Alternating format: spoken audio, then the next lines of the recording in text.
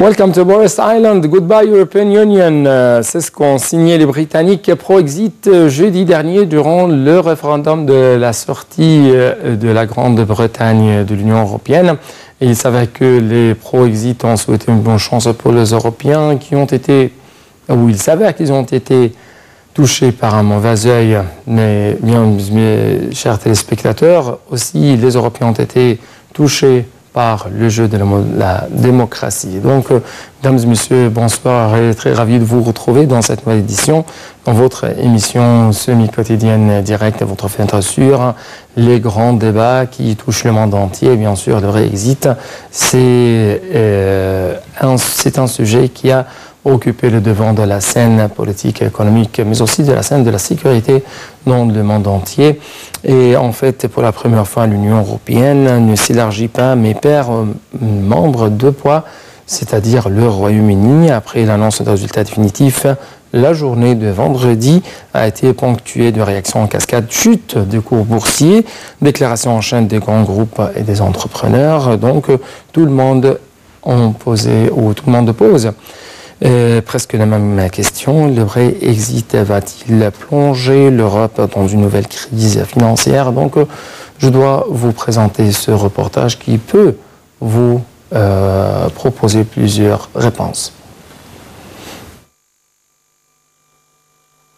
La victoire du Brexit à près de 52% au référendum vendredi a installé un climat de crainte chez les patrons et salariés outre-Manche. Le vote du peuple britannique en faveur d'une sortie de l'Union européenne est un tournant majeur dans notre histoire, a réagi dans un communiqué la directrice générale de la Confédération des industries britanniques, la CBI, ajoutant que de nombreuses entreprises seront inquiètes et ont besoin de temps pour évaluer les conséquences. Berceau de nombreux sièges sociaux, Londres cherche à rassurer ses hommes d'affaires.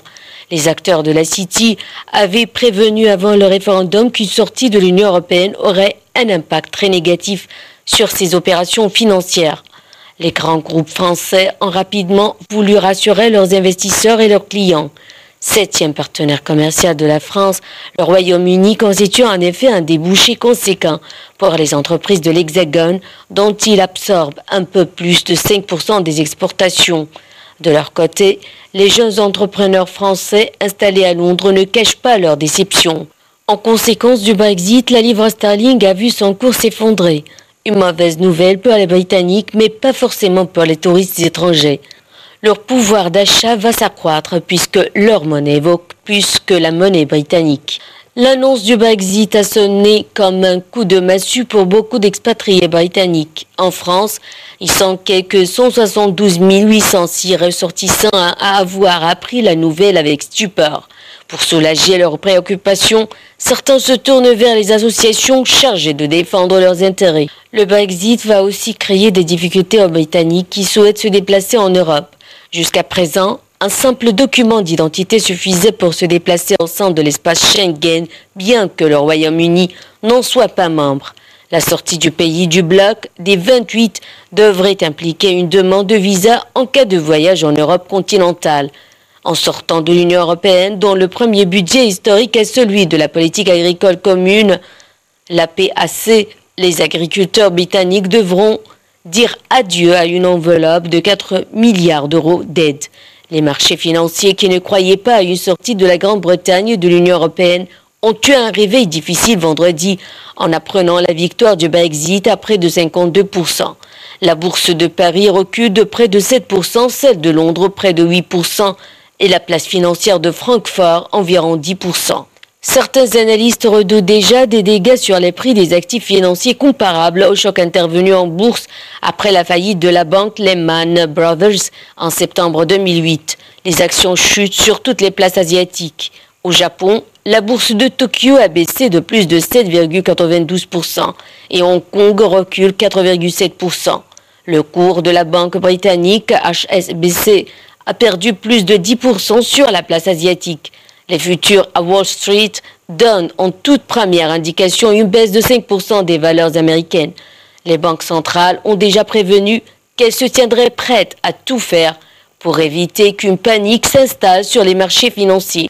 La Banque du Japon, la BOJ, a déjà déclaré qu'elle se tenait prête à injecter des liquidités en coopération avec les autres banques centrales afin de limiter l'impact du Brexit sur les marchés.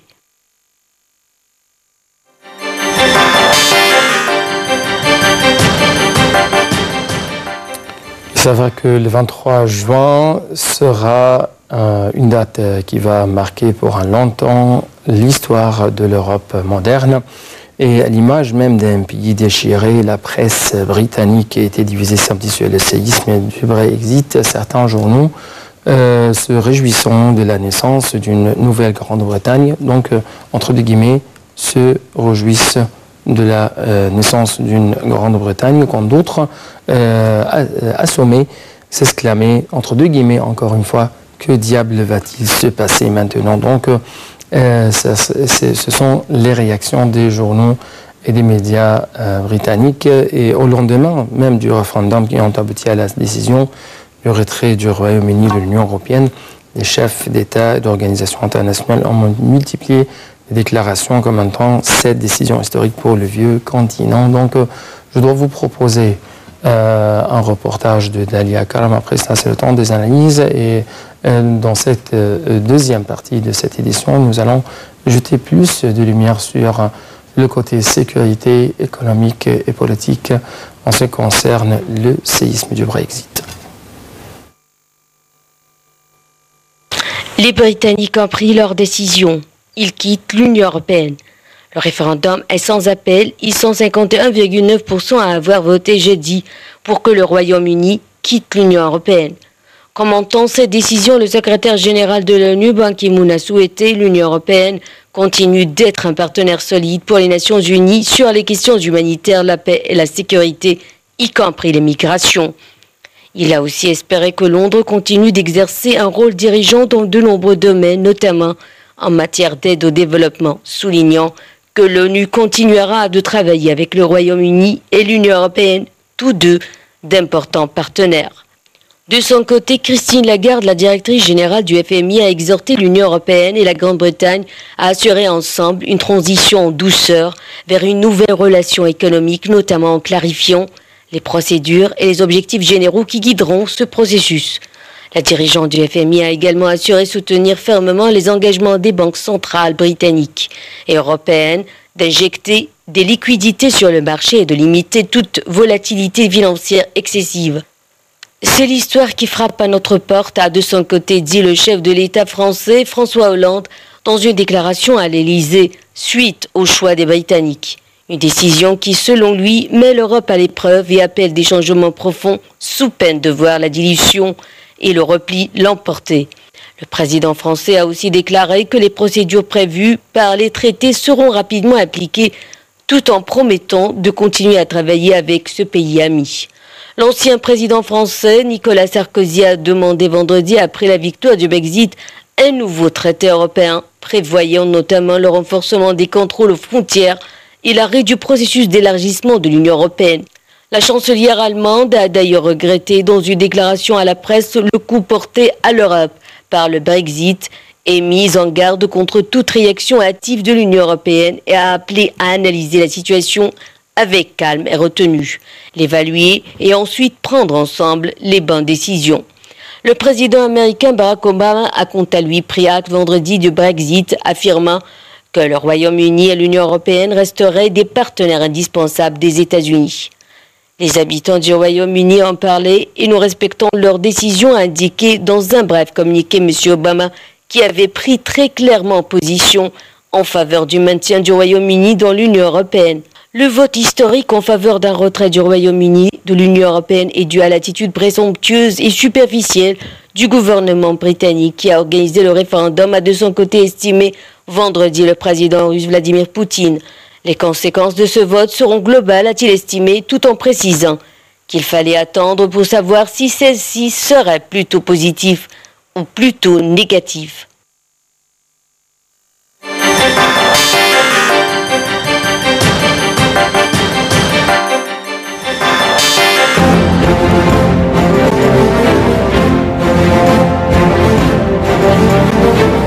LTV, c'est l'Égypte, son histoire et sa civilisation, Mais c'est aussi l'Égypte moderne, celle que vous connaissez sûrement beaucoup moins. Une chaîne où on parle d'information, de culture, d'art ou d'histoire. Nile TV, c'est aussi une chaîne qui vibre au rythme du sport. Toutes les grandes compétitions nationales et internationales, c'est ici que ça se passe. Retrouvez-nous sur le terrain pour des reportages qui couvrent toute l'actualité locale ici en Égypte. Expositions, concerts, spectacles, toute la culture sur Nile TV International. Nile TV, c'est la chaîne qui vous fait vivre à l'heure égyptienne. Nile TV aborde tous les thèmes qui vous intéressent. Infos, débats ou analyses, c'est sur Nile TV International.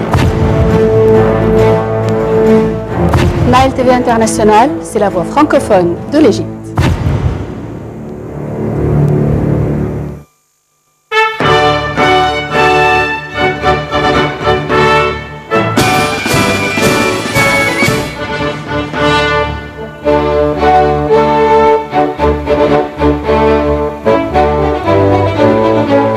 Le nouveau canal de Suez.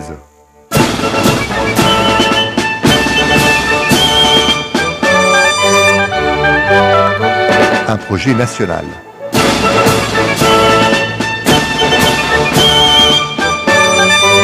Entièrement financé et réalisé par des Égyptiens.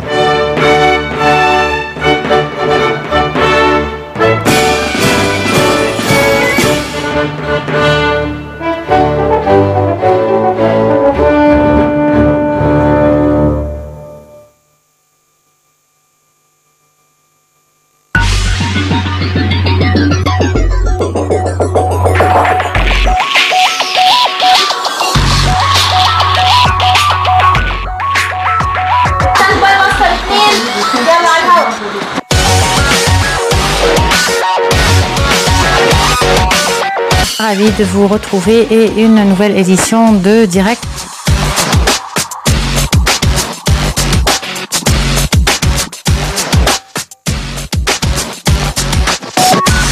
La situation économique en Égypte, où on est exactement. De la situation en Irak où la violence atteint des sommets. Nous allons également parler de la Syrie avec la participation ou la non-participation de l'opposition à la conférence Genève 2.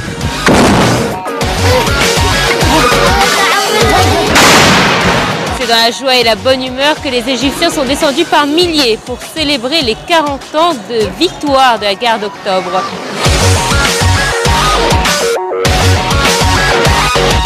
La rédaction de la nouvelle constitution va s'inspirer des anciennes constitutions, mais avec les revendications de janvier 2011 et de 30 juin 2013.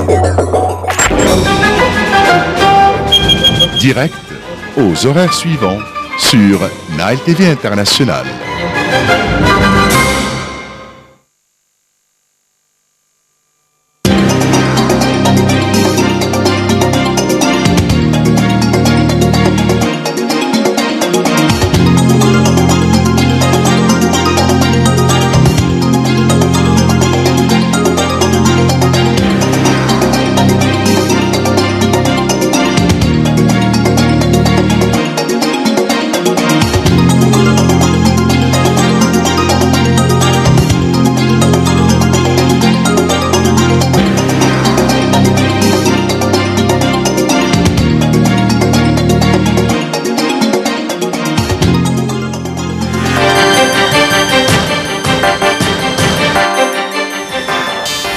Chapeau à la Grande-Bretagne, c'est ce qu'a titré en grandes et énormes lettres le Daily Mail, ce tabloïd qui a mené une campagne très virulente contre l'Union européenne. Donc pourquoi les Européens, ou plutôt pourquoi les Britanniques ou les pro-Brexit ont choisi la sortie du Royaume-Uni de l'Union européenne. Donc c'est une question à poser et c'est une question à analyser du point de vue sécuritaire, du point de vue économique et à travers premièrement notre invité qui se trouve aujourd'hui au studio de Nile TV International, de Monsieur le général Saïd Fathi. Vous êtes toujours bienvenue sur Nile TV International, mais aussi chers téléspectateurs à travers les appels téléphoniques, notamment à partir de la France. Et ma première question porte sur à quel point vous trouvez que, comme le Daily Mail a écrit, voici le jour où le peuple silencieux de Grande-Bretagne s'est élevé contre l'élite méprisante de Bruxelles, une classe politique arrogante, bien sûr, et déconnectée selon toujours les commentaires de Daily Mail. Si vous me permettez, tout d'abord, je tiens à dire, bien sûr, c'est une très grande expérience dans ce domaine-là. La Grande-Bretagne a donné un exemple sur la démocratie, bien sûr. Mais il faut prendre en considération quelques points très importants. C'est que, bien sûr, comme nous avions nous tous constaté, la différence n'était pas assez loin. 52% ou un petit peu moins de 52, exactement c'était 51,9, en avant devant à peu près 48,1. Ça veut dire, on peut dire qu'il n'y avait pas une très grande différence entre les deux partis, ceux qui ont voté pour oui, ceux qui ont voté pour non. Mais je crois, de mon point de vue personnel, c'est que, comme nous avions nous tous constaté que la plupart des jeunes, bien sûr, ce sont eux qui ont voté, et je parle des jeunes qui sont au bout à peu près de 30 jusqu'à 35 ans. Ils ont voté pour rester et continuer avec l'Union européenne. Mais les gens âgés, un petit peu comme moi ou un peu plus, ils ont voté bien sûr pour la sortie de l'Union européenne. C'est que j'ai constaté. Il faut tenir quelque chose de très important, c'est que pendant ce référendum-là, vraiment, c'était une très grande surprise catastrophique en même temps. Il n'y avait pas assez beaucoup des pays européens, ainsi que les citoyens européens n'attendaient pas que la Grande-Bretagne puisse sortir de cette union. C'était tout à fait le contraire. Jusqu'à le référendum a eu lieu jeudi dernier, le 23. Bien sûr, le lendemain, tout de suite, je crois que c'était vendredi très tôt, avant la déclaration des résultats, la déclaration finale des résultats, tout le monde, bien sûr, avait la conscience qu'ils étaient sûrs que la Grande-Bretagne devait continuer avec les 27 pays, les autres pays européens. Mais malheureusement, le résultat final a complètement changé l'affaire. Donc c'était le jeu de la démocratie. Oui, bien sûr. Qui a renversé tous les calculs. Il a tout renversé. Il a tout complètement changé. Bouleversé. C'est pour cette raison, si vous me permettez, j'aimerais dire quelque chose, c'est que à ce point-là, bien sûr, les grands pays du monde ainsi que les pays européens n'attendaient jamais ce résultat ou un résultat pareil. C'était tout à fait le contraire. Mais bien sûr, arriver à prendre cette décision, elle doit être respectée. Le Premier ministre David Cameron a demandé sa démission, mais il a demandé qu'elle serait au mois d'octobre, tandis que tous les grands responsables européens ont pris une décision qu'il devait démissionner immédiatement, tout de suite. Nous avions constaté que hier samedi, le Premier ministre italien, M. Renzi, s'est rencontré avec, bien sûr, son Excellence, M. Hollande, à Paris. Demain, lundi, les deux grands responsables, le président français ainsi que avec la participation du Premier ministre italien, se rendront en Allemagne pour rencontrer Mme Merkel. Ça veut dire qu'il y a un changement complet. Et il y a même une différence entre le couple français-allemand. Bien sûr. Parce que les Français ont demandé d'avoir une procédure très rapide en ce qui concerne la sortie du Royaume-Uni de l'Union européenne. Sur l'autre côté, on trouve que Berlin veut plutôt donner plus de chances, plus de manœuvres pour les Britanniques. Oui. Je tiens à dire quelque chose aussi, si vous me permettez, c'est que nous avions nous tous constaté, bien sûr, que Marine Le Pen a déjà déclaré qu'elle voulait aussi faire un référendum pareil à celui de l'Angleterre en France. Donc c'est un effet de domino. Oui, bien sûr, c'est ça. Il ne faut pas oublier que dans les prochains mois aussi, il y aura quelques changements dans l'Union européenne. Je suis sûr qu'on verra quelques petits changements. Je crois que les Pays-Bas, avec l'Autriche aussi, ils vont demander de faire quelques référendums pareils pour essayer de se retirer de l'Union européenne. À ce point-là, je tiens à dire qu'il y aura un très grand changement en Europe en général. Et dans les pays qui font part, bien sûr, sont arrivés actuellement à être 27 au lieu de 28 pays, ce qui va mener à dire qu'il y aura un très grand changement dans le futur économique en Europe en général. Oui. Permettez-moi de prendre ce coup d'appel à partir de la France de la part de notre invité, M. Rizk Chehata. C'est un ex-porte-parole de la communauté égyptienne en France. M. Rizk Chehata, bonjour. M. Rizk Chehata. Vous m'entendez, M. Anis? Oui, oui. Est-ce que vous m'écoutez bien? Oui, moi je vous entends très très bien. Oui, bonjour à vous et à tous les spectateurs de Nile TV. Oui, vous êtes toujours le bienvenu sur Nile TV International. Ma première question porte sur la lecture de cette décision très surprenante pour les Européens et même la réaction de la rue française à l'égard de cette décision. Oui, moi je vois que, bon, c'est vrai qu'à première vue, il y a une déception. Mais si on veut bien analyser les choses, moi je pense que l'Angleterre a été toujours un frein à l'Europe plus qu'autre chose. Ouais. L'Europe, elle voulait à un moment donné qu'elle devienne l'Europe politique. Bon, elle a réussi à être l'Europe monétaire, mais elle voulait aussi à un moment donné passer cette étape et devenir une Europe politique et une Europe militaire aussi. C'est-à-dire pour unifier la décision, que ce soit une décision politique ou décision militaire. L'Angleterre était toujours un frein parce que l'Angleterre, elle était plus du côté de l'Atlantique, c'est un pays atlantique, c'était à côté des États-Unis, plus que l'Europe. Donc finalement, il faut voir, pour moi, il faut qu'on voit la moitié du verre plein.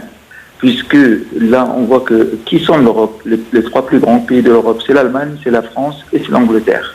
Ouais. C'est vrai qu'on perd un pays puissant qui est l'Angleterre, et en même temps, je pense que l'Europe, avec le moteur franco-allemand, peut produire et changer beaucoup de choses, notamment... Donc vous trouvez que les Britanniques sont toujours des dissidentes à l'égard de l'Union européenne. Vous trouvez qu'il y aura une relance pour l'Union européenne et non pas une désintégration? Je pense, c'est mon avis à moi, pour moi je trouve que c'est bénéfique pour l'Europe.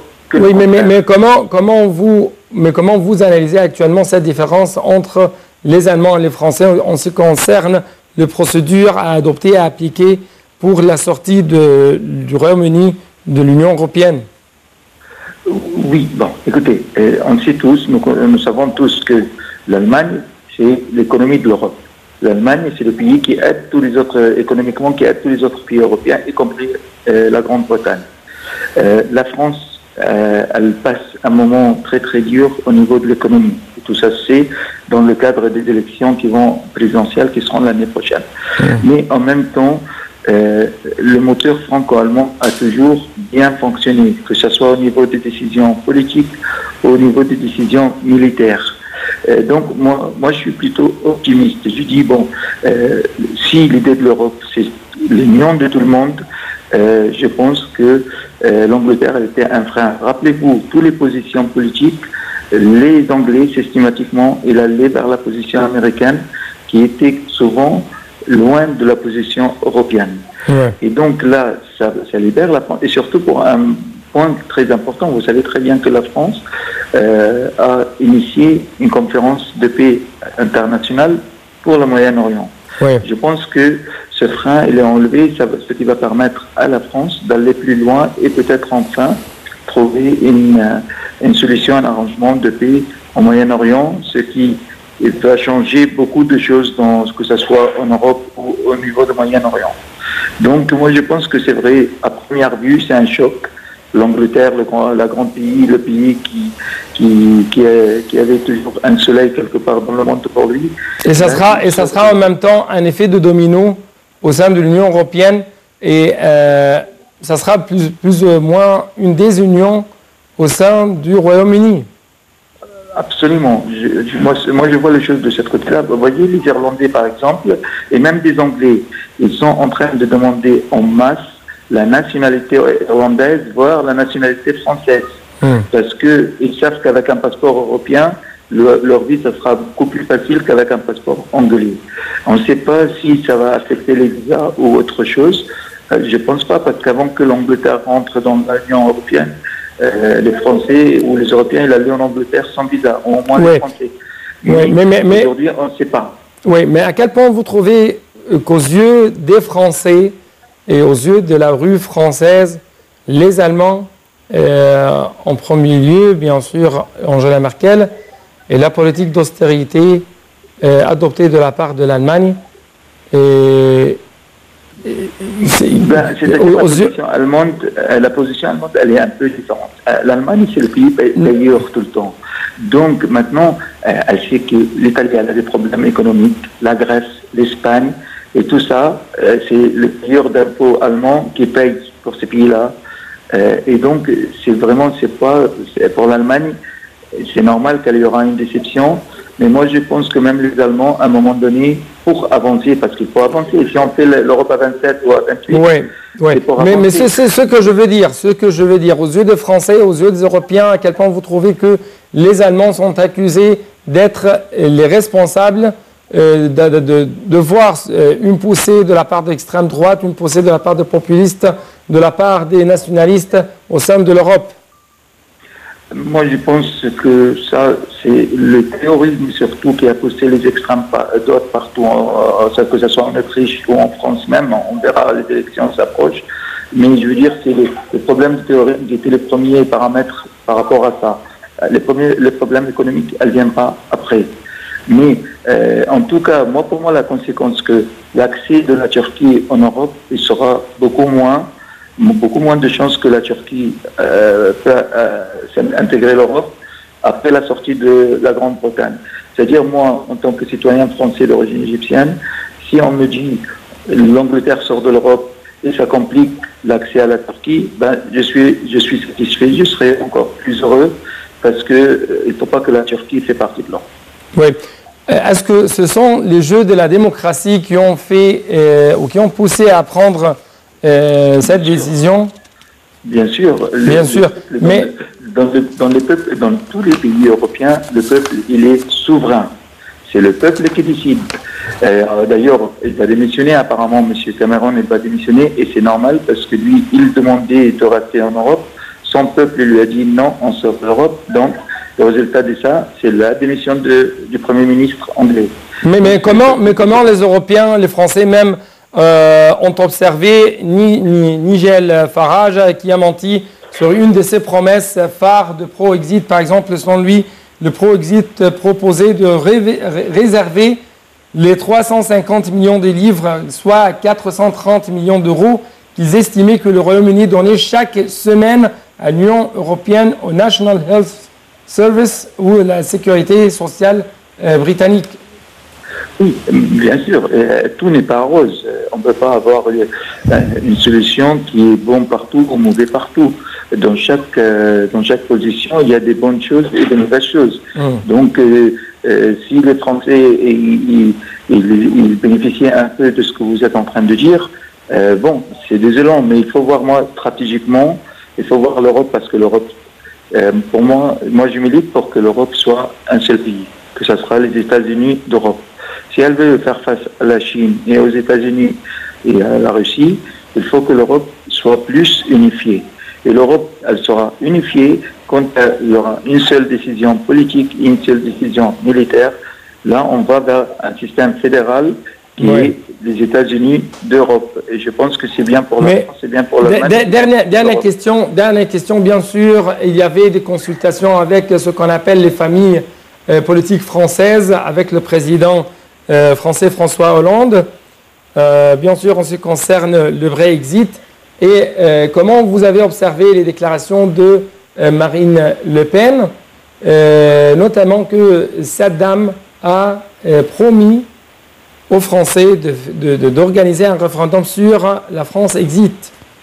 Bien sûr, la sortie de l'Europe, c'est donc le fonds de commerce de Madame Le Pen. Son père, elle aussi, la sortie de l'Europe pour eux, c'est la souveraineté française. Mais contrairement à ce qu'elle va attendre, moi je vois voir une Europe plus forte par rapport à l'existence de l'Europe inclus avec la Grande-Bretagne. Donc, on sait que chaque parti politique français, le parti le plus européen en France, c'est le parti du centre, le DI. Lui, il milite pour l'Europe à 100%. Monsieur Hollande, par exemple, il a eu un échec énorme avec le déficit de 3%. Il n'a toujours pas réussi parce qu'il y a un principe européen que chaque pays ne doit pas avoir un déficit qui dépasse les 3% pour son produit intérieur brut pour qu'elle soit un membre à part entière dans l'Europe. Ça fait des années que tous les pays essayent d'arriver à moins de 3% et c'est très très dur pour tout le monde, encore pire pour la France. Monsieur Rachata, je dois vous remercier infiniment pour ce coup d'appel, pour cette intervention téléphonique à partir de la France. Merci beaucoup. Et monsieur le général Saïd Fathy, en tant qu'expert dans le domaine de la sécurité, à quel point vous trouvez que les Européens sont actuellement menacés sécuritairement, socialement, économiquement, et même les Européens ont perdu un grand poids militaire avec la sortie du Royaume-Uni? Si vous me permettez, tout d'abord, je dois parler du point de vue économique. Bien sûr, tous les pays européens ont été, comment dirais-je, effrayés vraiment à propos de ce référendum-là. Toutes les bourses européennes ont beaucoup profondément perdu hier. Ainsi que ça a eu un autre point qui a effrayé aussi les pays arabes.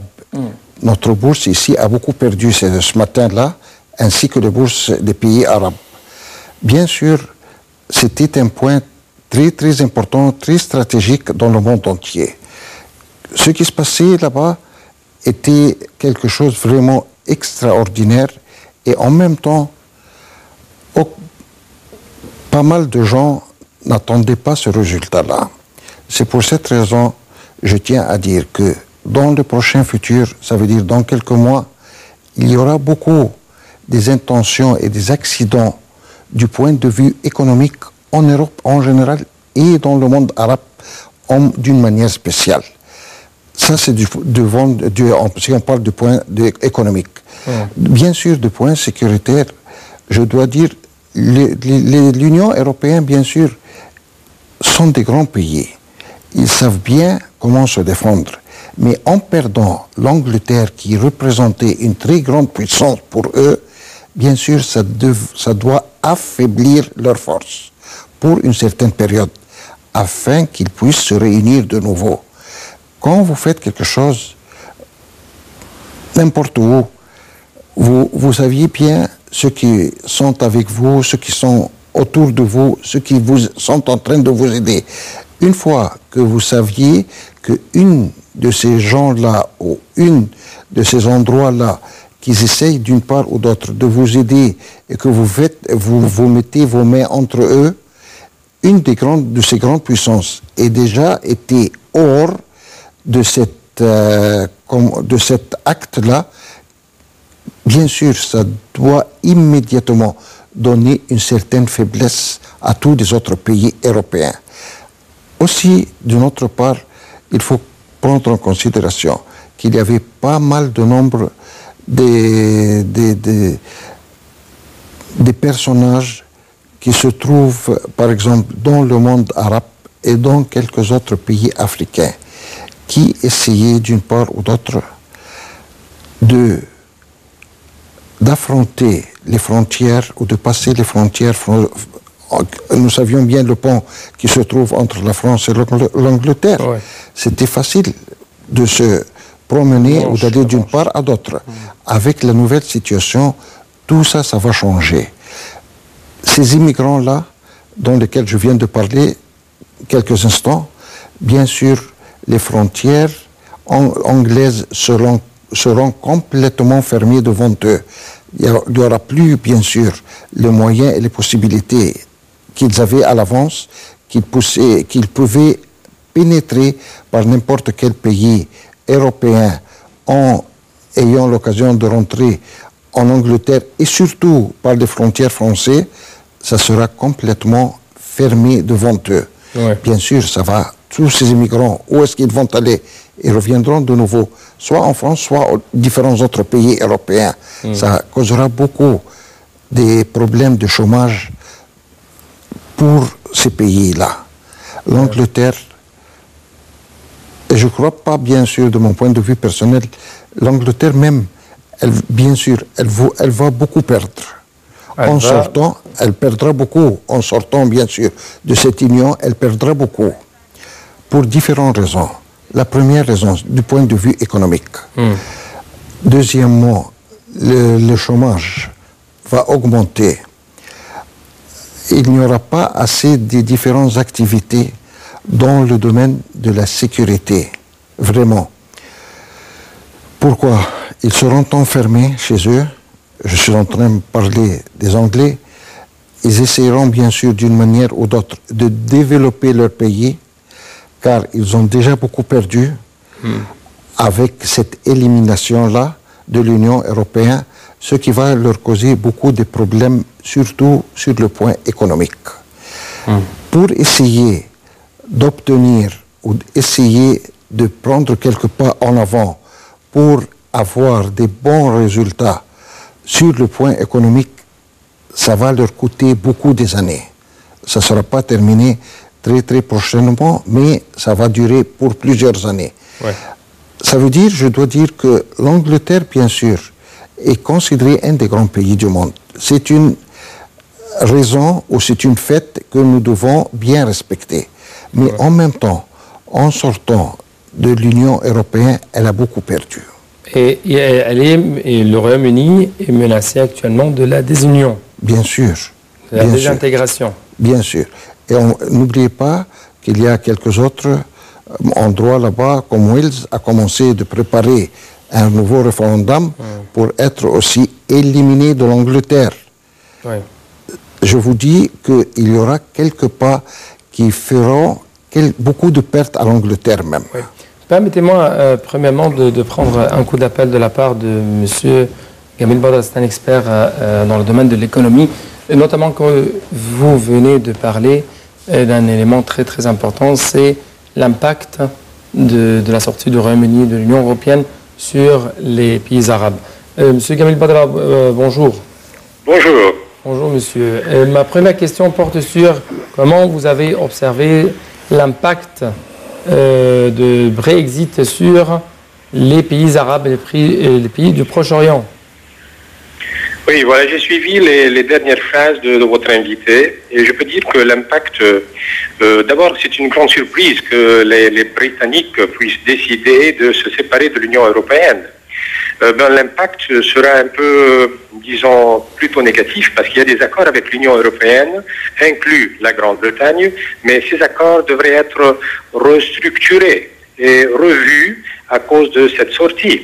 Alors, il y aura un impact, il y aura une impasse, il y aura un peu de changement dans les relations économiques, mais je dirais que la Grande-Bretagne, comme votre invité vient de dire, aura de grandes pertes, mais surtout avec les États-Unis, parce que les États-Unis considèrent la Bretagne comme étant un des pays où elle investit, elle fait des exports. Les exports de l'Amérique, des États-Unis pour la Bretagne dépassent les 80 milliards de dollars.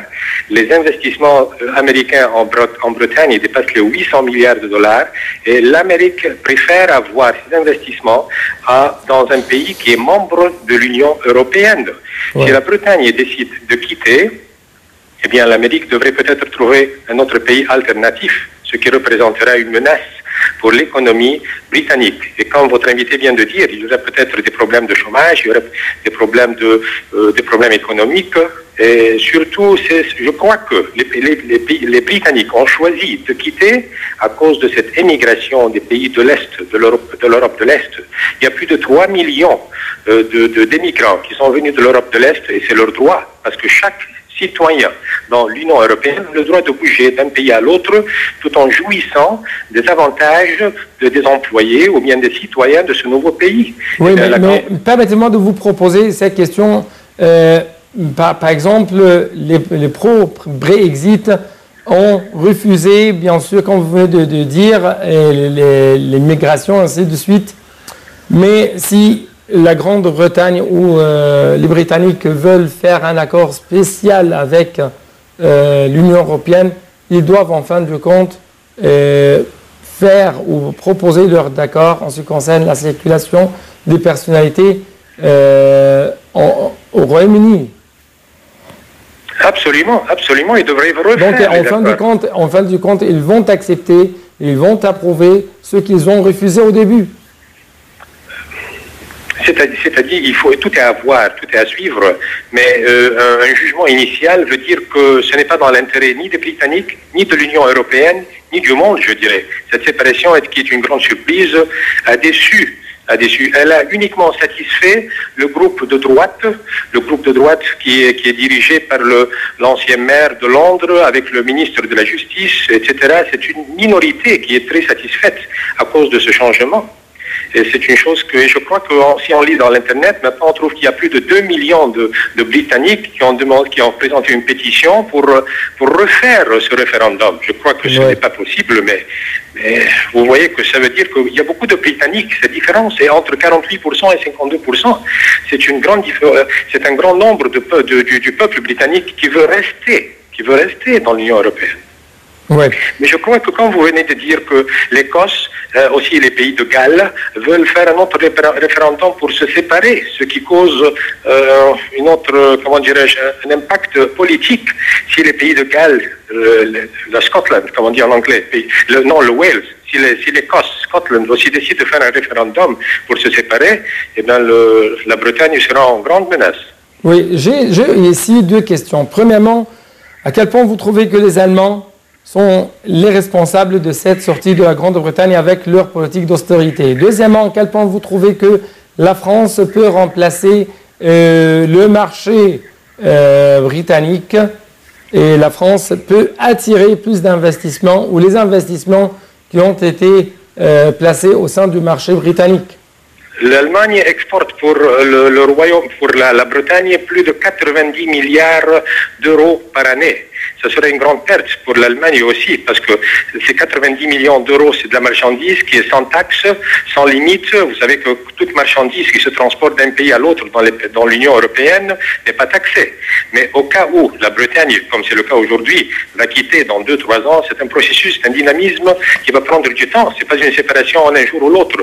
Le jour où ces exports seront taxés, l'Allemagne va perdre, la Bretagne va perdre aussi. Il faudrait refaire des accords. Aussi, il faut voir que le bilan de l'Union européenne, chaque pays participe pour un certain montant pour couvrir les dépenses, les frais. Il y a un bilan économique pour l'Union européenne. Si la Bretagne se retire, c'est la France ou l'Allemagne qui devrait les remplacer. Alors je crois que tous ces pays, surtout la France et l'Allemagne, seront touchés sur le plan économique sérieusement. Oui, donc comme vous venez de dire au cours de votre parole, par exemple, ou au cours de votre analyse, cette sortie n'est pas ni aux intérêts des Britanniques, ni aux intérêts des Européens, ni aux intérêts du monde entier. Certains experts parlent actuellement d'une reproduction de la crise économique qui a eu lieu en 2008. C'est possible. C'est possible. Pourquoi? La crise économique en Amérique, hein? Oui. Oui, qui a influencé le monde quelqueusement pour le real estate. Oui, je vois ce que vous voulez dire. Pourquoi nous pouvons observer une nouvelle crise économique? C'est possible, parce que comme je viens de reprendre, la seule catégorie qui a joui ou bien qui est satisfaite de cette séparation est le côté de droite qui a compté 52% dans les élections. Ouais. Et c'est une minorité si on compte les gens, ou bien les catégories, ou bien les pays, ou bien les régions qui seront mal touchées à cause de cette séparation. Maintenant, qu'il y ait une crise ou pas, je crois qu'il y a toujours un risque, mais on peut pas, c'est difficile de prévoir jusqu'à quel point cette crise va toucher ces autres pays. Mais définitivement, il y aura un impact négatif. Mais que ce soit une crise ou pas, c'est encore un peu tôt à voir. Ça dépend de la façon de laquelle la Bretagne va s'en sortir de l'Union européenne. Ça prend du temps, ça prend 2-3 années. Il faut signer des accords, il faut restructurer ces accords qui existent ou qui existaient. Et ceci dépendra sur les accords, sur les échanges qui vont se donner, sur les concessions. Donc restructuration au lieu de la désintégration. Monsieur Gamil Badra, notre expert dans le domaine de l'économie, je dois vous remercier infiniment. Et avant de continuer, de poursuivre mes discussions avec Monsieur le général Saïd Fathi, permettez-moi de vous proposer, chers téléspectateurs, avec notre cher invité, ce reportage qui va jeter plus de lumière en ce qui concerne la pétition réclamée de la part de plus de 2 millions de personnes pour un second vote. La bataille pour le maintien du Royaume-Uni dans l'Union européenne se poursuit. Une pétition en ligne adressée au Parlement britannique et réclamant l'organisation d'un deuxième référendum a déjà recueilli plus de 2 millions de signatures. Les signataires demandent que notre vote soit organisé si le Remain ou le Leave ne l'emporte pas par au moins 60% des voix, ou si la participation n'atteint pas les 75%. Or, le vote de jeudi, lui, avait décidé d'un Brexit par 51,9% des voix avec une participation de 72% des inscrits. 17,4 millions de personnes ont voté pour le Brexit et 16,1 millions pour rester dans l'Union européenne. La pétition rencontre tant de succès que le site a connu quelques difficultés lors des premières heures pour accueillir le trafic généré par la pétition. Le gouvernement se doit de répondre à une telle pétition dès qu'elle atteint 10 000 signatures. Et le Parlement doit l'examiner à partir du moment où elle dépasse les 100 000 noms. Mais cet examen sous forme d'un débat n'engage à aucun vote ou à aucune décision et ne peut en aucun cas remettre en question le résultat du référendum. Cette pétition est un reflet des profondes divisions du pays apparues à l'occasion du référendum jeunes contre vieux, Écosse, Irlande du Nord et Londres contre périphérie des grandes villes et campagnes notamment.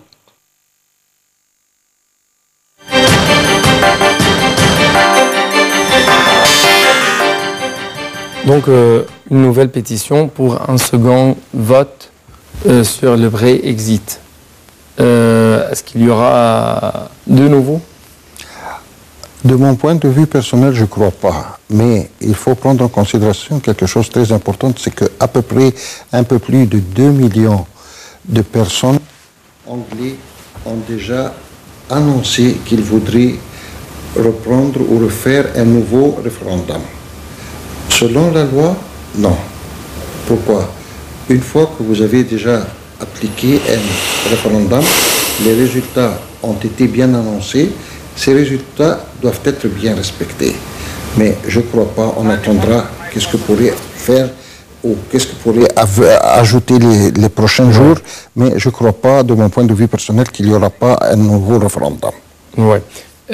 Une autre question se concerne les États-Unis. Entre deux guillemets, le grand allié des Européens. Et même la Russie. Est-ce que la Russie peut se rapprocher de plus en plus vers l'Union européenne ou avec l'Union européenne? D'un autre côté, est-ce que les États-Unis sont satisfaits de ce qui se passe pour, entre deux guillemets, encore une fois, les Européens? Absolument oui, bien sûr, pour la Russie. La Russie voudrait s'approcher des pays européens. Nous savions le nombre comme nous avions déjà déclaré quelques minutes à l'avance, ils étaient 28 pays, actuellement ils sont 27. Bien sûr, ils représentaient une très grande puissance en Europe en général et dans le monde entier, spécialement.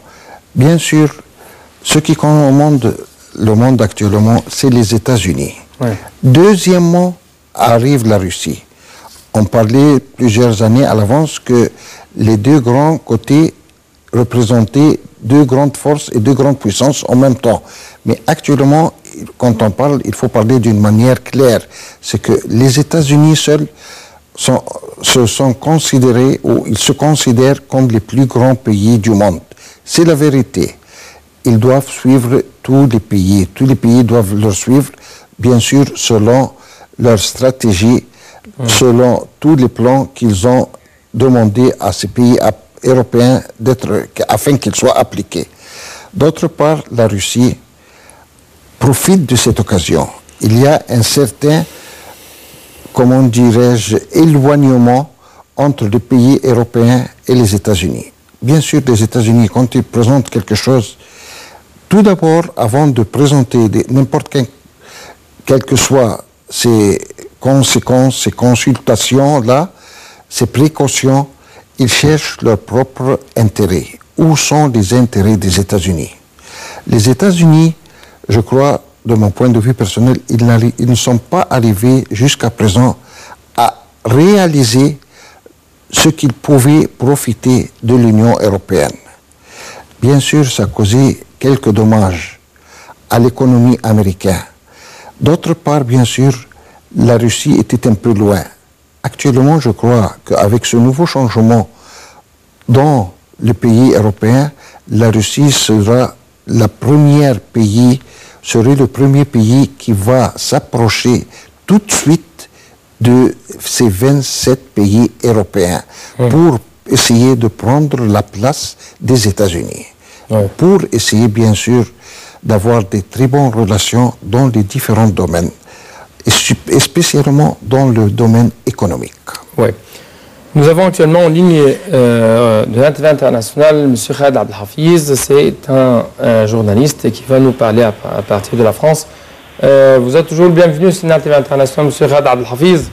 Merci à vous. Bonjour. Bonjour, monsieur. Et ma question porte sur une chose très importante, la restructuration au lieu de la désintégration pour la survie de l'Union européenne.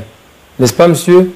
Oui. Oui. Notamment que M. Nicolas Sarkozy, le chef des Républicains, a fait quelques déclarations très importantes à propos de la restructuration, de la réorganisation de l'Union européenne. Et ma question porte cette fois-ci sur une chose très importante, à quel point vous trouvez que, en fin de compte, le peuple européen a fait écouter leur voix aux responsables, non seulement de Bruxelles, mais aussi aux responsables et aux dirigeants de l'Europe tout entière.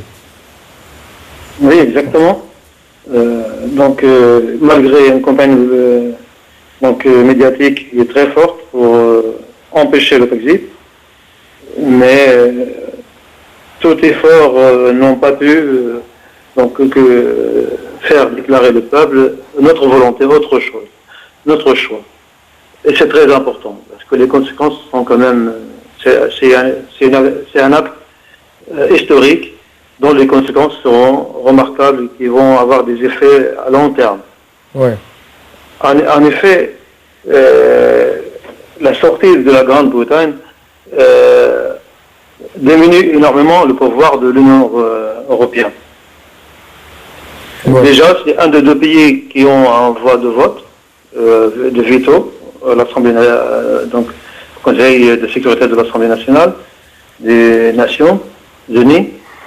Et c'est pas n'importe qui. La Grande-Bretagne, c'était quand même beaucoup plus important que la France.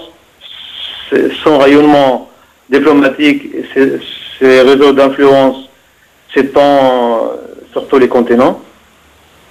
Et sa présence était vitale pour que l'Union européenne puisse avoir un rôle politique à jouer. Oui, mais par exemple, je dois jeter plus de lumière sur les déclarations faites par M. Nicolas Sarkozy, qui a dit, pour ce président de Républicain, un nouveau traité serait nécessaire pour que l'ensemble des peuples d'Europe comprennent qu'ils ont été entendus. L'Europe est aujourd'hui face à une crise d'une très grande ampleur qui n'est pas la question de nos rapports avec les Anglais, mais qui est la question de la nature de l'Europe à 27. Vous pouvez... Oui. Tout à fait. le peuple européen attendait que cette Union européenne soit profitable au peuple. En vérité, elle est profitable aux entreprises européennes, pas au peuple européen. Ouais. On a vu avec les lois en France de travail, les nouvelles lois de travail, ne correspondent pas du tout à la volonté des gens de la rue. Ça sert le côté libéral de l'Union européenne et ça sert donc certaines minorités, mais aux dépens des autres, de la majorité.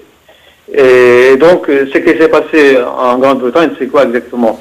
Il y a aussi il est schématisé par une déclaration d'un député américain qui s'appelle Adam Cummings, je pense, qui a dit que le Brexit est le résultat de l'échec donc de l'échec de la politique européenne et américaine en Syrie. Oui, Monsieur Riyad Abdelhafiz, je dois vous remercier infiniment pour cette intervention téléphonique. Et Monsieur le Général, je dois clôturer cette édition avec vous sur ce qui a été écrit dans le quotidien polonais Gazeta Wyborowska, qui a écrit « C'est une bonne nouvelle pour les adversaires de l'intégration européenne, les populistes, les adeptes de l'égoïsme national, de l'isolationnisme et de la xénophobe. » Donc, comment vous trouvez ce commentaire?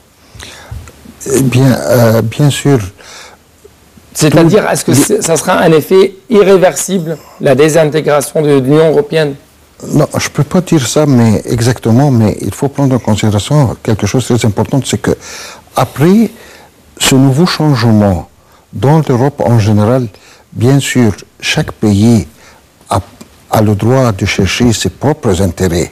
Si on parle d'une manière ou d'autre, c'est que chacun essaye de trouver actuellement où sont son propre intérêt, où sont ses propres bénéfices qu'il va gagner. C'est pour cette raison-là, chacun ou chaque pays européen actuellement est en train de soupçonner actuellement comment pourront-ils faire pour essayer de sauver leur pays à cause de la nouvelle situation où ils sont plongés. Il faut remarquer quelque chose de très important, c'est que, bien sûr, c'est un grand changement, un changement catastrophique qui a plongé toute l'Europe vraiment dans la mer actuellement. Croyez-vous qu'une personne qui essaye de nager, qui essaye de trouver un moyen de secours quand il est dans la mer, bien sûr, il essaye de chercher plusieurs moyens afin d'essayer de bien respirer et de faire quelque chose de bien pour l'avantage de son pays. Je crois qu'il y aura dans les prochains mois un très grand changement dans les pays européens. Monsieur le Général Saïd Fathi, merci beaucoup pour votre présence. Merci beaucoup pour vos interventions, vos analyses très profondes. Merci beaucoup. Et bon Ramadan. Pareillement. Merci beaucoup. C'était tout pour cette édition, chers téléspectateurs. Et je vous souhaite de bons moments sur l'international et bon suite de nos programmes sur cette chaîne francophone égyptienne, bien sûr. Au revoir.